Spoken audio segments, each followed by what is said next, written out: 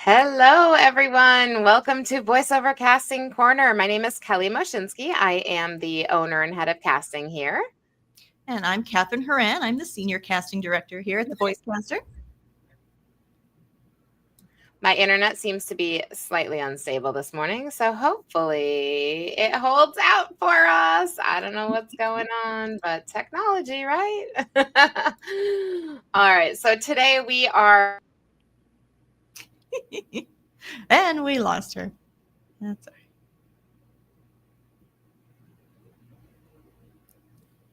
We'll give her a second. If she doesn't get back in, I'll kind of surmise what we're talking about today. Apparently, and she's back. Okay. All right. Hold on the internet. I don't know what's happening. All right. So today we are going to be talking about imposter syndrome. So, I mean, we've all had our identity crises, right? And it's one of those things where it happens to every person in any sort of creative field. As a voice actor, no matter how many years of experience you have, at some point you have felt the imposter syndrome. It's something that everybody goes through. If you have ever hesitated to call yourself a voice actor or a professional actor of any sort, then that's you.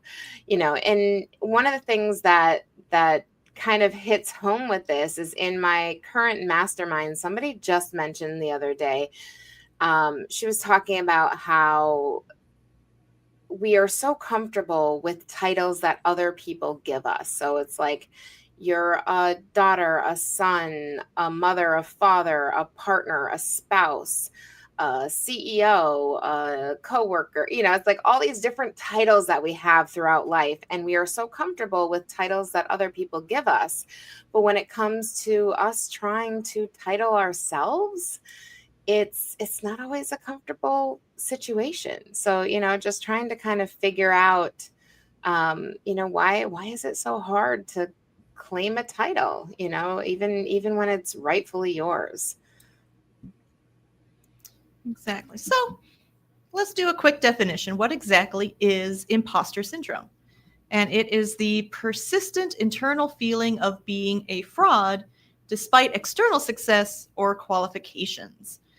So common signs that you might see in the VO world are avoiding saying, I'm a voice actor, just like what Kelly was saying.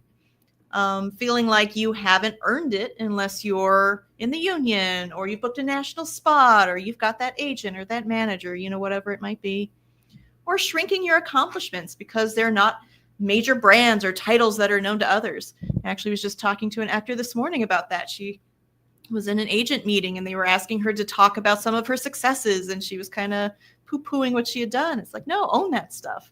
It doesn't matter what it is. You're booking, you're out there, you're auditioning, you're in the mix. So that's all stuff that, you should be true to that. Keep that. Those are all your successes. Yeah, own that stuff. I find that that's a huge thing for a lot of actors. It's like, oh, but I haven't done anything. And it's like, we lost her again. Yeah, even taking a class. Hey, I took that class, or I did that scene study group, or all that stuff is still accolades. Even though it feels small, it's still stuff that you're out there doing and learning and training and making those connections from. So I kind of jumped in when we lost you again. That's great. Please. This might be the Catherine show today. What is happening? I keep getting notices from StreamYard too, saying that they're having some instability issues with a recent update to most web browsers, apparently. Another update that's going to make things worse instead of better. What happened to fixing the bugs instead of fixing things that don't need to be fixed and causing more problems? Anyway. With everything. Right. Zoom, your phone, StreamYard. It's so crazy. But yes, I always tell people you have to find a way to brag about. StreamYard just doesn't want to hear what Kelly has to say. Yeah, find a way to brag about yourself. It can feel a little uncomfortable because, you're kind of like, well, why am I bright? No one cares, but people do, and they want to hear what your successes are. They want to champion what you're doing. It doesn't want to listen to you. It just says, no, Kelly's talking. I'm going to cut out. But it's not giving you any problems. No, We're on the same web browser. Like, what is happening? I don't understand. I don't know. All right. It did have a suggestion that time of turning something off in the settings, so I did that. So hopefully that fixes Fingers it. crossed. Every time I try to talk. But yes, you have to humble brag. You have to be able to talk about yourself. I'm sure Catherine already said that. All right. So where does this imposter syndrome come from? One of the biggest things I think is the fact that so much of what you all do is happening behind the scenes. It's happening in your booth alone. Nobody gets to see that. It's like nobody knows how many classes you've taken, how many workouts you're doing, how many, if you're in a membership, if you're doing this, if you're doing that. Like, they don't know all of that. They don't know how hard you're working and how much training and time you've put into it. And so I think that's a huge part of it. It's like, if people aren't seeing it and you don't have that external validation, then it's hard to have the internal validation for it. Comparison on social media. Always remember, I feel like we recently talked about this, but always remember that it's the highlight reel. Mm-hmm. You get to see everybody's highlight reel, whether it's a slow time or they're, people are posting like, check out this job I did, when they haven't even booked in 6 months. So everybody's in the same boat. It's don't look at social media and feel discouraged. And then rejection, it's part of the job as an actor. It's like, everybody's always like, you gotta have a thick skin. You're gonna be rejected. And that chips away your confidence. That makes you start to feel less of an actor if you're not booking consistently. So, it's you feel like you have to earn it in certain ways, but you have to keep in mind that you are putting those on yourself. Those are self-imposed, requirements. So really keeping that in mind. And don't wait for the external validation. It's like, you have to work hard to validate yourself and to know that you are doing everything that you're doing, whether you're hitting these arbitrary milestones or not.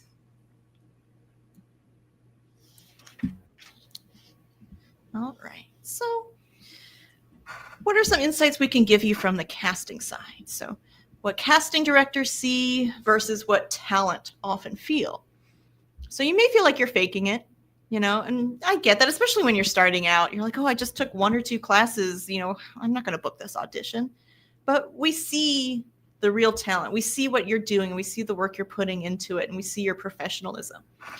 So we want you on projects because we know that you can do it. Casting doesn't hinge on whether someone feels like a VO talent. It hinges on whether you show up and deliver. It's kind of the same thing. Like, we see what you're doing, or we hear what you're doing in your auditions, and we like it. And that's why we keep sending you stuff. If you're getting auditions from your agent, your manager, casting houses, but you're not booking anything, it can get discouraging. But know that, hey, you're still getting those projects. If they didn't like what you were doing, they wouldn't be sending them to you. Nice thing about us at VoiceCaster, we get to cast a lot of people for their first jobs ever, which is one of the cool things about the classes that we offer. It really gives us a chance to get to know you and what you can and can't do. So when projects come in, you don't have to have an agent. You don't have to have a manager. We'll send it to you directly. We'll be like, hey, we think you'd be great on this. So a lot of people, they book their first jobs that way. And we build a lot of careers just by seeing the voice actor in you before you see it. We can see that potential. And sometimes that's all we need to know is like, okay, yeah, I can see they're on the right track. They're doing all the right things. I'm going to take a chance on this person. I think they can do this. So kind of think about those things too as you're going through it. People may see things in you that you're not seeing yet. Yeah, I love that. I love that we see the voice actor in you before you see it, and it's like a lot of people come into voiceover and they're still working other jobs, it's like they don't just quit and say, hey, I'm going to be a voice actor. They're working other jobs while pursuing voiceover. So it's like a lot of times, it's so funny because it's like people will be like, well, I'm a dentist by trade, and then I, moonlight as a voice actor. And it's like, yeah, but you can be a dentist and a voice actor. You can be a, whatever, and it's like you can be multiple things. Which actually, I have a funny story with my 4-year-old. She was like, I made a comment to her about like, oh, you'll be such a good mom someday, because she was like taking care of her baby doll, and she goes, but I'm going to be a chef. And I said, but you can be a mom and a chef. And she was like, oh, like it was shocking that she could be more than one thing. And it's like, I think we all need to remember that we can be more than one thing. Like how many titles, how many different identities do we have? Like we can have all of those and we can own all of those. So fun little story there. But so some ways to combat imposter syndrome. So what can you do now that you're like, okay, yep, I got imposter syndrome? What do I do? Start tracking your wins. Just literally like in the notes in your phone, or notes next to your computer or something. Just start writing down the little things like, ooh, a casting director sent me an audition. Like, ooh, I did this. Ooh, this happened. All the little tiny wins add up. And when you start really realizing like, oh, wow, okay, all these good things are happening, that can help with that confidence.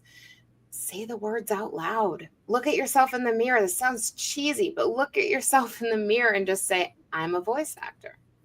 I am a professional voice actor, and really start to own that. And that starts to build as well. Connecting with other voice actors, people in the community who feel the same way you do. It's like there's coaching, there's memberships, there's masterminds, there's accountability groups. There are so many things out there where you can connect to people who feel the exact same way. So really keeping that in mind. And the biggest thing, I think, is detaching your worth from your work. So your worth, you're a human. Your worth was, determined when you were born. It's one of those things where your worth is not based on your last audition or your last booking or the last time you networked. It's like that doesn't make you more or less valuable as a person. And, you really have to kind of separate your work from who you are as a person. So just some final thoughts here to just kind of reaffirm. If you use your voice to tell stories, to sell products, or bring characters to life, you are a voice actor. So don't wait for someone else to give you the title. You need to own it, and invite listeners to reflect on their own titles they do own, the ones that they've been hesitant to claim. So, make sure you're, like Kelly was saying, say it out loud. Sometimes it's just getting used to hearing it. I'm doing this. I am a voice actor. I am a professional. And, sometimes you just say things enough and you'll believe it. Finally, it'll finally click in and you'll be like, yeah, I can do this. So yeah, just keeping that confidence, keep trying, keep at it. This is an industry where it can sometimes take a while and it's easy to get kind of run down and feel like you're not doing the right stuff. But a lot of it is just keeping at it. And the longer you're doing it, the more you're committed to it, the greater the outcome will be. Mm-hmm. And I love that. It's like, don't wait for someone else to give you that title. If you're waiting for someone else to give you that title and you're watching us right now and you're training in voiceover and you're auditioning and you get auditions from us, well, guess what? We just gave you the title of voice actor. You are a voice actor. So not own that. Voice actor. Voice actor. Yeah. No. Yeah, you're not aspiring. You are not just learning some voice acting. You're a voice actor. Mm-hmm. You are a voice actor. So just own that, really, really hang on to that. All right. So that's the gist of imposter syndrome. Obviously, this is something, I feel like we could go on for hours about, turn this into a therapy session, right? But we will not do that to you guys. Instead, we will shift over and see if we have any questions from anyone. Any questions? Let's see. What did I see? Love the positive energy. Excellent. I'm glad I'm still connected after my internet issues. All right. Let me see. Here we've got why does saying I'm a voice actor feel like I'm lying even when I've trained and invested in this? Again, it's that external validation. Do you have anybody externally validating you? You know, it's like, do you have family who's like, why are you trying to be an actor? Or don't you have a plan B? Like maybe you should just do plan B. You know, then that's the opposite of validation, right? So it's like if you've got anybody working against you or doubting your abilities and you let that in, then that's why you feel like you're lying, even though you have the experience and the training. All right. Do other voice actors feel this way? Absolutely. Like you're saying, kind of everybody does at some point in their careers, especially when you're just starting out. It's easy to kind of get bogged down with that. I know I felt that way when I started here. I was like, well, what do I know? You know, people are coming to me for advice and training. I don't know. I just started here, you know. But you get into it. You get that confidence the more you're doing something too. So just keep at it, and the confidence will come. Well, and that's why everybody always says fake it till you make it, right? Because it's like you just dive right in. You know, it's like even that confidence can't be understated. You know, there's that, like you talk about it all the time. The people that are booking are the ones that are confident. And it's that way for a lot of things. Just exude that confidence, whether or not you know what you're doing or not, people are going to believe you. So there is some truth to that for sure. Yep. And then that leads me to the next question is, as a casting director, can you tell when someone feels imposter syndrome? It's not so much that we can tell that you feel imposter syndrome. It's more of we can tell that you're not confident.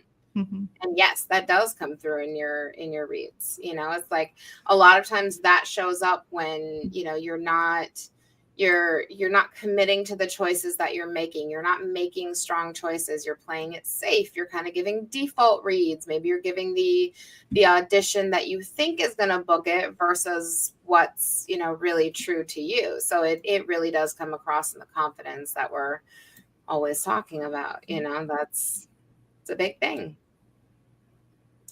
All right. Any other questions? Let's see. All right. Have you ever dealt with imposter syndrome yourself? Yeah, absolutely. Catherine was just talking about that.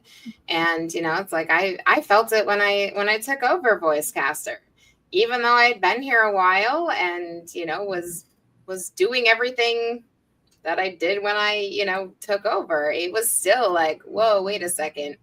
Yeah, absolutely. It's like everybody deals with it in a lot of different ways. You know, it's like I have friends who are parents and they're like, how am I a parent? Like this doesn't, I don't feel like a mom or I don't feel like a dad. You know, it can literally be in any part of your life, you know, not just your career. We all have it.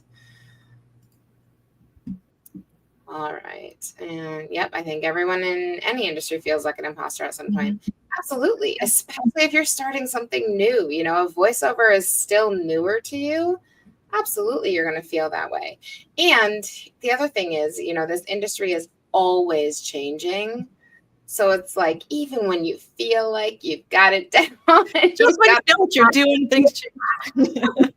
It all changes. And then you go back to feeling like an imposter, like, oh, maybe I don't belong here anymore. Yep, it's just constantly battling that, you know, battling I call it, you know, the pessimistic co-pilot. You got to battle your pessimistic co-pilot that's in your head. Because it's a thing. It's a thing. All right. Any other questions? Oh, I see one more here. Can someone still be successful in VO if they struggle with confidence? Absolutely. Absolutely. And again, I think that confidence grows over time. And the more you do it, the more confident you are. And then you start booking, and that will help you be even more confident. So I think it's just a matter of, it just kind of has to build. And it absolutely will. Yeah. Awesome. All right. Well, I don't see any other questions today. So we'll sign off a little bit early, which works out because Catherine's got a session to get into. So yeah. All right. So we will be back last Friday of the month with our next interview, and we will see you next month for our next live podcast. Thank you all for joining us. Keep at it. Yes, you've got this. You are a voice actor.